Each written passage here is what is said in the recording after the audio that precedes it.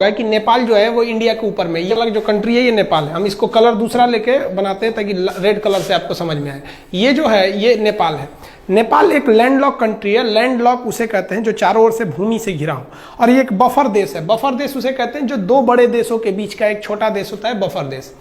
तो जब नेपाल में ये नेपाल पहले बहुत ही शक्तिशाली हो गया था। मुगलों के पतन के बाद नेपाल के गोरखा शासक बहुत ही योद्धा थे, वो लोग बहुत ही वीर हो गए थे। उन लोगों ने ये नेपाल की ये जो सीमा है इससे आगे निकल गए।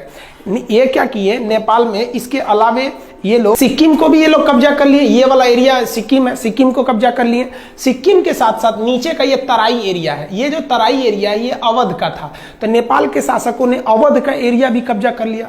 फिर ये आगे बढ़ के ये कुमायूं, उत्तराखंड का इधर का एरिया है कुमायूं, कुमायूं को कब्जा कर लिया। इधर गढ़वाल को कब्जा कर लिया। कुमायूं और गढ़वाल को मिला देते हैं तो उत्तराखंड हो जाता है। इन दोनों को कब्जा कर लिया। और यहाँ थी सतलज नदी और ये थी तीस्ता नदी। तो नेपाल की जो सीमा बन गई वो सतलज नदी से लेकर कहां तक हो गई, ये तीस्ता नदी तक हो गई। ये यहाँ टी लिख देते हैं, तीस्ता, एस फॉर सतलज। सतलज से तीस्ता नदी के बीच में इनकी क्या हो गई, सीमा बन गई। इतना लंबा इनका क्षेत्र हो गया। इन बढ़ते साम्राज्य को देखते हुए ब्रिटिशर्स, उस समय तो हम लोग स्वतंत्र थे नहीं, इंग्लैंड का कब्जा था हमारे ऊपर, तो जो ब्रिटिशर्स थे सब इंग्लैंड वाले, उन्होंने इसके साथ युद्ध कर दिया। उस युद्ध को कहते हैं एंग्लो नेपाल वार, आंग्ल नेपाल युद्ध। यह युद्ध चला 1814 से लेकर 1816 के बीच में। इस युद्ध में गोरखा बहुत वीरता से लड़े, लेकिन अंग्रेजों का हथियार अच्छा था, उनकी स्ट्रेटजी अच्छी थी। अंततः अंग्रेजों की जीत हो गई और 1816 में एक संधि साइन हुआ। उस संधि यानी समझौते का नाम था सुगौली की संधि। अब आपसे क्वेश्चन ये पूछ सकता है कि सुगौली की संधि कब साइन हुई थी। तो देखिए, सुगौली की संधि साइन हुई थी 1815 में, याद रखिएगा। और वो इम्प्लीमेंट यानी कब उसको अमल में लाया गया, कब से वो लागू हो गया, तो वो 1816 से। तो आप 1816 ही याद रखिएगा क्योंकि उसी दिन से वो लागू हुआ था। एक क्वेश्चन और पूछता है कि सुगौली कहाँ पे है, तो सुगौली बिहार के चंपारण में है। यहीं पे समझौता हुआ था गोरखा और अंग्रेजों के बीच में। इस समझौते के तहत कुछ बातें कही गई थी, उसको समझिए। इस समझौते के तहत कहा गया कि गोरखा लोगों ने जो गढ़वाल जीता है वो अंग्रेजों को वापस करे, कुमायूं वापस करे, तराई का क्षेत्र वापस करे, सिक्किम वापस कर दे। तो जब ये वापस कर देगा तो नेपाल की तो सीमा बदल जाएगी। अब सतलज से तीस्ता थोड़ी रहेगी जब ये वापस कर देगा तो।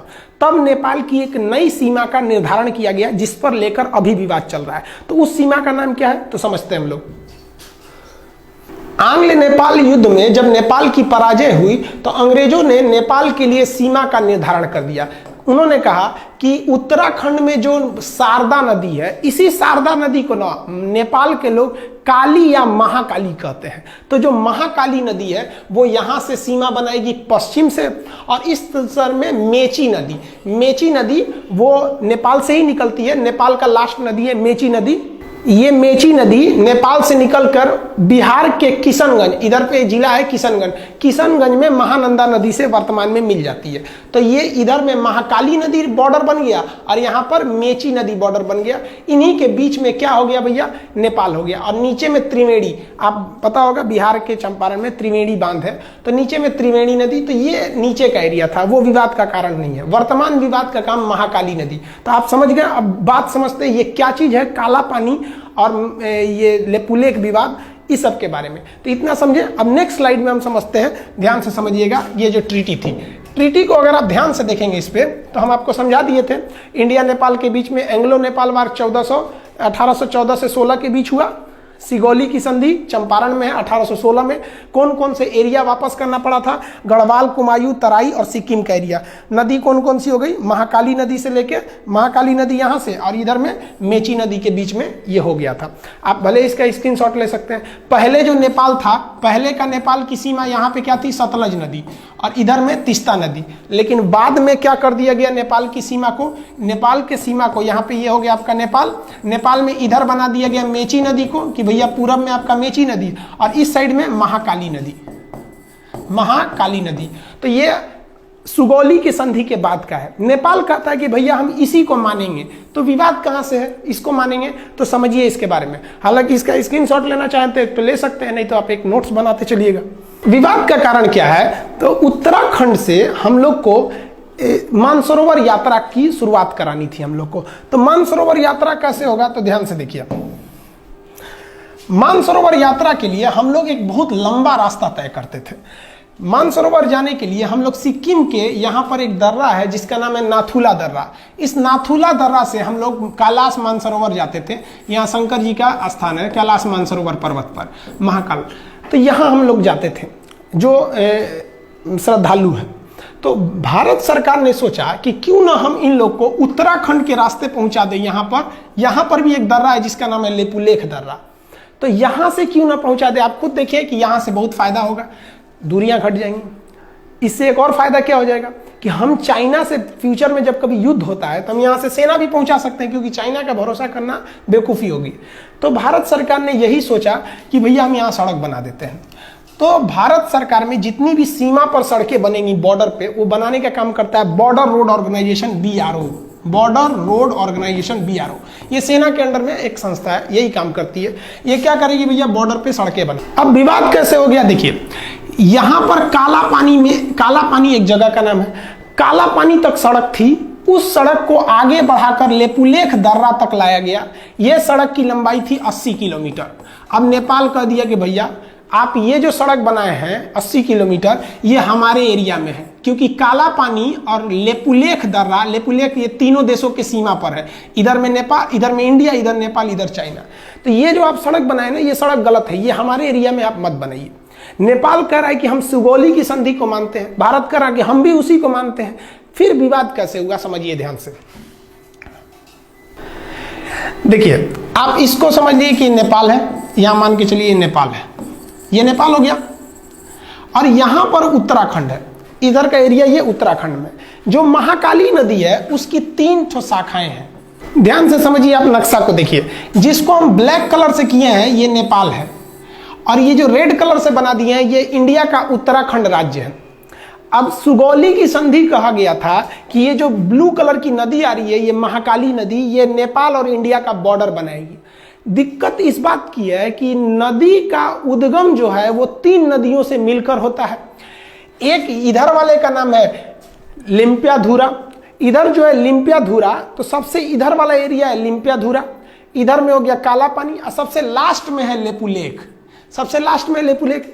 इंडिया कहता है कि जो महाकाली नदी शुरू हो रही है वो लेपुलेख से शुरू हो रही है। कहां से शुरू हो रही है? लेपुलेख से। इसलिए लेपुलेख से जब ये शुरू हो रही है तो इधर का पूरा एरिया मेरा हो गया।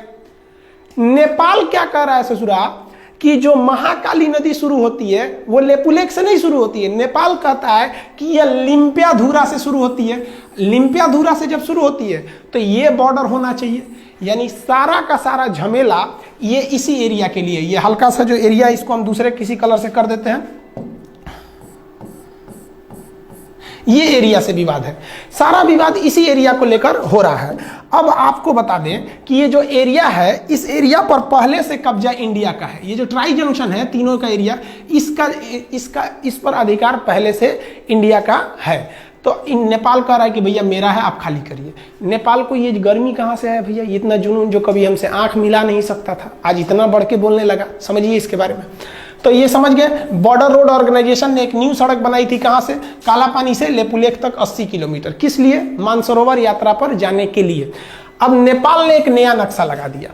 नेपाल ने अपने नए नक्शा में लिम्पियाधुरा को, काला पानी और लेपुलेख, यानी ये पूरे एरिया को अपने नक्शा में दिखा दिया कि भैया ये पूरा एरिया नेपाल का है। इसने अपने नक्शा में दिखा दिया।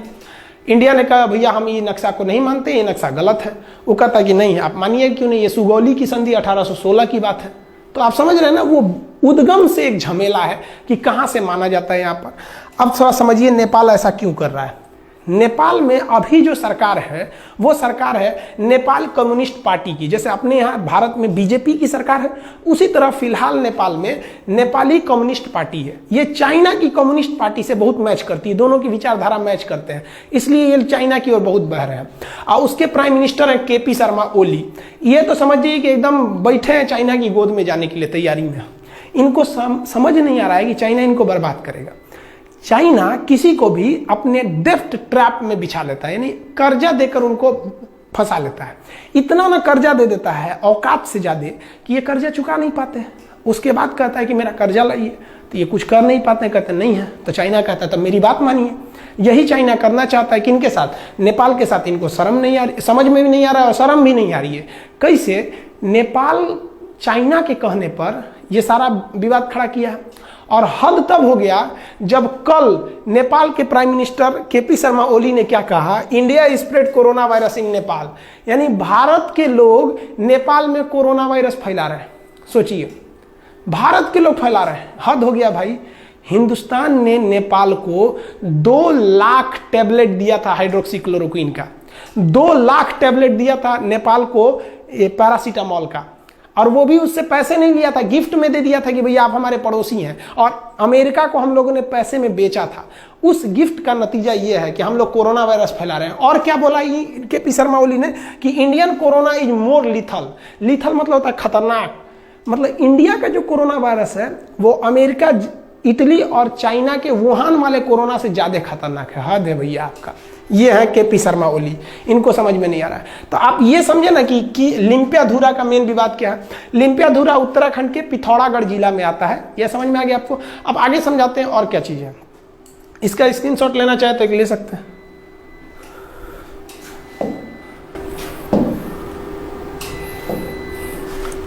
देखिए, जो सड़क बनाया गया है वो सड़क बनाना जरूरी भी था। हमारे जो श्रद्धालु कैलाश मानसरोवर यात्रा जाते हैं, आप उनका स्थिति देखिए, कितने दुर्गम इलाके में जाते हैं, दुर्घटना हो जाती है। और भी आप देखिएगा तो इस एरिया में क्या हालत है सड़क का। आप देखिए कितनी गहरी खाई है, इतनी गहरी खाई में ये लोग, हम लोग की यात्रा करनी पड़ती है। ये मतलब जो कैलाश मानसरोवर की यात्रा पे जो श्रद्धालु जाते हैं उन पे, तो ये सड़क बनाना एक तरह से जरूरी भी तो था। तो बॉर्डर रोड ऑर्गेनाइजेशन ने पहाड़ तोड़ के सड़क बनाया। देखिए, इतना आसानी से सड़क नहीं बनते हैं, ये पहाड़ तोड़ के सड़क बनाया। और बनने के बाद नेपाल कह रहा है कि भैया ये एरिया हमारा है, आप खाली कर दीजिए। तो थोड़ा हम अब हम ये समझते हैं कि इंडिया को नेपाल के साथ क्या करना चाहिए, हर चीज का एक कंक्लूजन होना चाहिए। तो देखिए उसके बारे में। देखिए, पहला तो इस मुद्दे को हमें नॉर्मली डेलीगेट बेसिस पे कूटनीतिक तौर पे सुलझा लेना चाहिए। कूटनीतिक मतलब होता है बातचीत करके अधिकारियों के द्वारा इस मामले को सुलझा लेना चाहिए। क्यों? क्योंकि हम अपने दोस्त बदल सकते हैं, पड़ोसी नहीं बदल सकते हैं। दोस्त तो बाद में आते हैं, पड़ोसी तो बगल में रहते हैं। अगर हम अपने पड़ोसी से ही दोस्त की तरह व्यवहार रखेंगे तो ज़्यादा अच्छा रहेगा। तो इंडिया इसीलिए नेपाल को समझाता है, लेकिन ये समझ नहीं रहे हैं। तो चलिए एक तो हम दिखाते हैं। नेपाल के साथ इंडिया ने ट्रेलर दिखाया था 2015 में। 2015 में मधेसिया विवाद था। इंडिया के कुछ मधेसिया जाति के लोग नेपाल में बसे हैं, नेपाल उन लोग का ध्यान नहीं रख रहा था। इंडिया ने भी क्या किया, तो ध्यान से देखिएगा।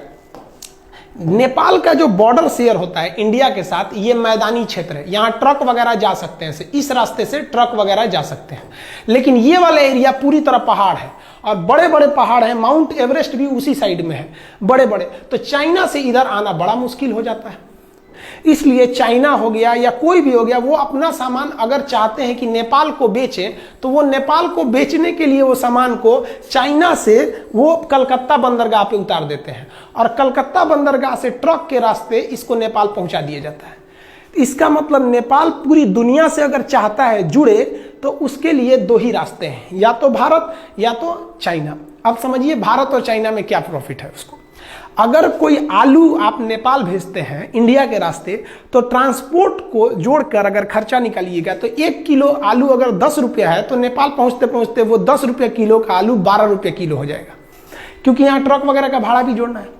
लेकिन वही आलू जो 10 रुपये किलो अगर आप चाइना की ओर से भेजिएगा तो ये आलू 250 रुपये किलो हो जाएगा।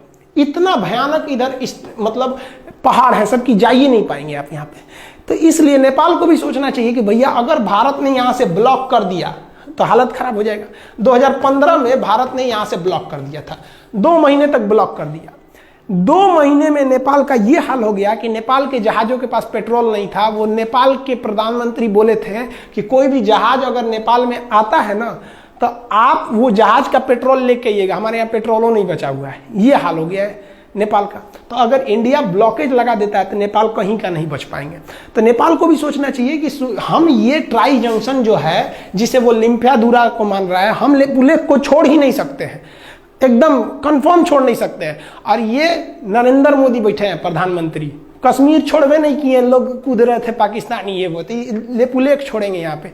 इनका भी दिन खराब चल रहा है, विनाशकालीन विपरीत बुद्धि।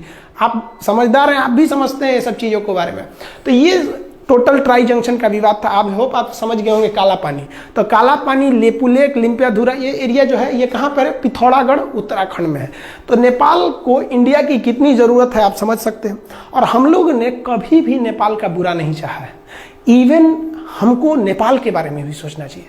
हिंदुस्तान ने ऐसा कोई युद्ध नहीं जीता है जिसमें नेपाल के गोरखा भाइयों का खून न बहा हो।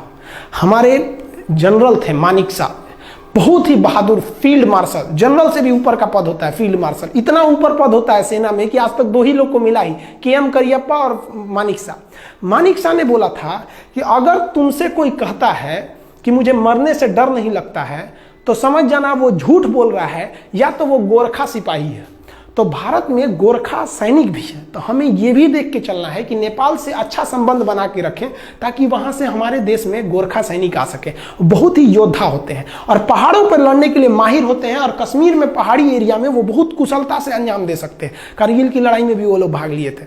हम भी भगवान से दुआ करते हैं कि भाई जल्दी जल्दी, एक तो कोरोना का संकट है, उस पर से एक नया संकट लेके चले आए, तो इसको भी जल्दी से सुलझा लेंगे नेपाल और भारत के इस रिश्ते को। आई होप आप इसको समझ गए होंगे। नेक्स्ट हम आपको समझा देंगे कि टूर ऑन ड्यूटी क्या चीज़ है, सेना में 3 साल कैसे जाना है, फिर नेपाल से क्या, नेपाल के साथ चाइना के साथ अभी जो नया विवाद हो गया है वो क्या चीज़ है, इस सब के बारे में हम समझा देंगे। वीडियो 5-6 दिन से नहीं डाल पाए एक्चुअली, बहुत लॉकडाउन के पीरियड में सबको बहुत सारे काम हैं। बहुत से ऐसे गांव हैं जहां पे गवर्नमेंट नहीं पहुंच पा रही है, उन लोग को भी खाना पानी देना रहता है। तो आपको भी अगर कहीं ऐसा लगता है कि कोई ज़रूरतमंद है तो आप भी वहां जाइए, हर काम छोड़ के वहां जाइए, क्योंकि बार बार अपने देश को सेवा करने का मौका आपको नहीं मिलेगा। यही वक्त है कि आप अपने कामों के बीच में से कुछ समय निकाल के उनको भी समय दीजिए। तो जब अब कभी कभी वीडियो रुक जाता है तो आप बात समझिए बाबू, उस काम को भी हम छोड़ नहीं सकते। तो थोड़ा हम उधर बिजी थे इसलिए हम वीडियो नहीं बना पाए, अब आ गए हैं, अब वीडियो कंटिन्यू रहेगा। आई होप आप ये समझ गए होंगे। नेक्स्ट वीडियो में हम फिर चर्चा करेंगे, अब सब्जेक्ट भी स्टार्ट कर देंगे, बायोलॉजी जो छोड़े थे या फिर पॉलिटी वगैरह।